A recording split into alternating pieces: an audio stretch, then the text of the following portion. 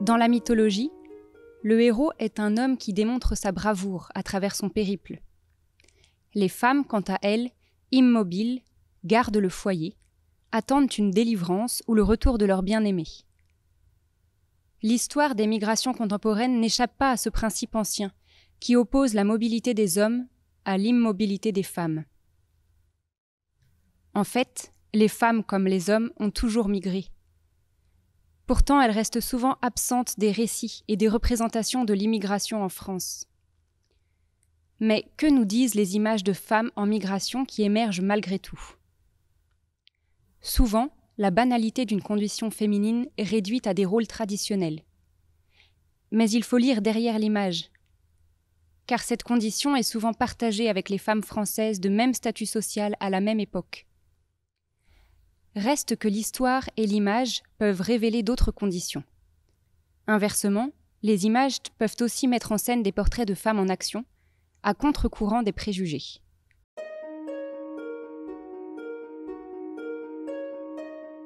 Sur les images et dans les récits, le portrait de l'immigré est souvent celui d'un homme plutôt jeune et voyageant seul. Cette figure d'un migrant venu travailler dans les mines, dans les usines et sur les chantiers, tout au long du XIXe siècle et au XXe siècle jusqu'aux Trente Glorieuses, est devenue un archétype. Et cette histoire, largement écrite au masculin, a contribué à l'invisibilisation des migrations féminines. Alors cette photo de Martine Franck, elle nous montre une activité qui n'est pas l'activité ouvrière, industrielle, mais qui est une activité majeure des migrants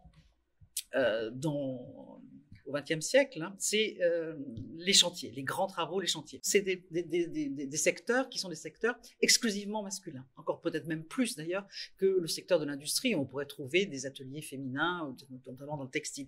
Mais là, on a vraiment donc un domaine qui est vraiment tout à fait masculin, qui permet de comprendre aussi cette invisibilité et le fait qu'on ait longtemps négligé, bien sûr, donc aussi de s'intéresser donc à cette migration féminine.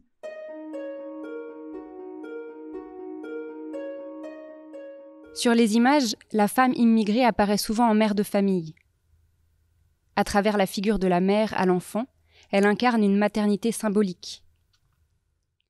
Empruntée à l'iconographie chrétienne, cette figure a notamment été réactivée par les guerres qui marquent le XXe siècle. Le bombardement stratégique des villes, les déplacements forcés et l'exode de populations entières ont fait entrer les populations civiles sur le champ de bataille. L'irruption des femmes et des enfants dans le cadre de l'image en porte la marque.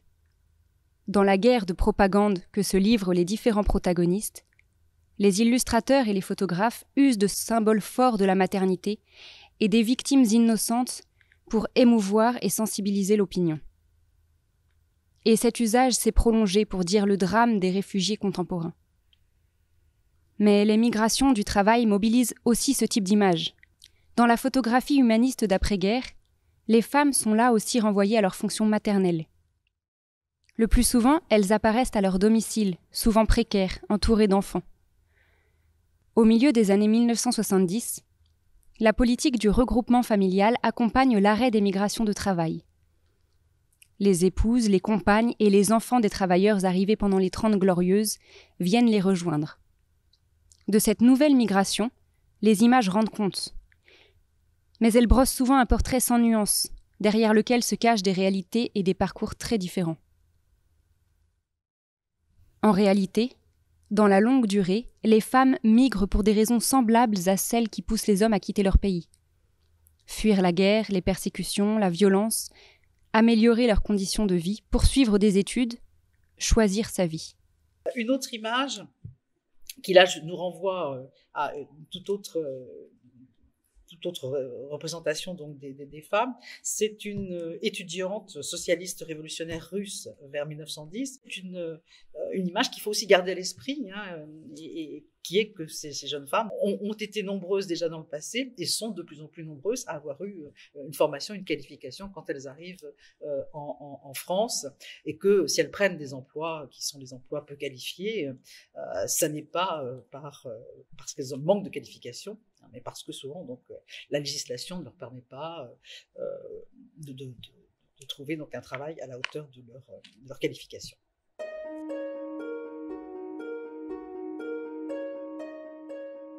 Déclassées parfois, les femmes immigrées au travail sont aussi souvent invisibles, comme ce fut longtemps le cas des femmes françaises.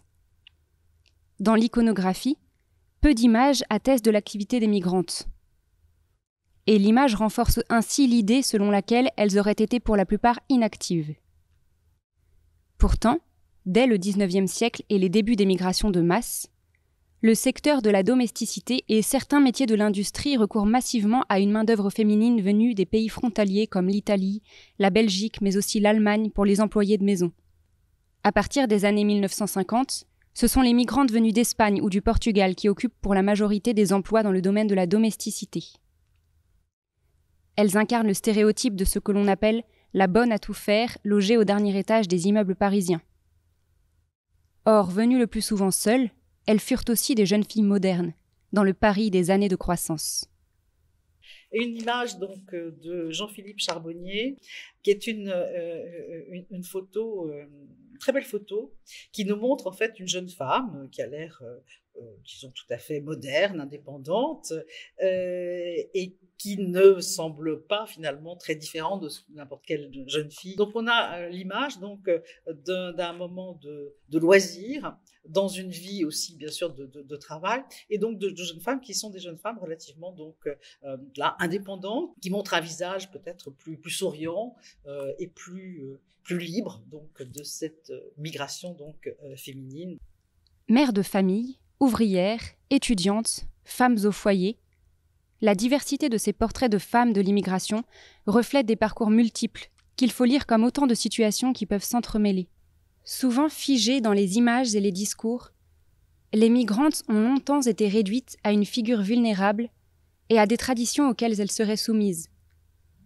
Cette image de passivité et d'immobilisme est aujourd'hui largement remise en cause.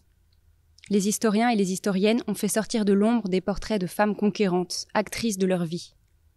Des Algériennes militant pour l'indépendance depuis la métropole, aux associations d'entraide des jeunes Espagnols, des artistes étrangères installées à Paris, aux réfugiés russes de l'entre-deux-guerres, ce sont d'autres récits qui s'écrivent, d'autres images qui émergent et ébranlent le mythe antique des hommes qui voyagent et des femmes immobiles.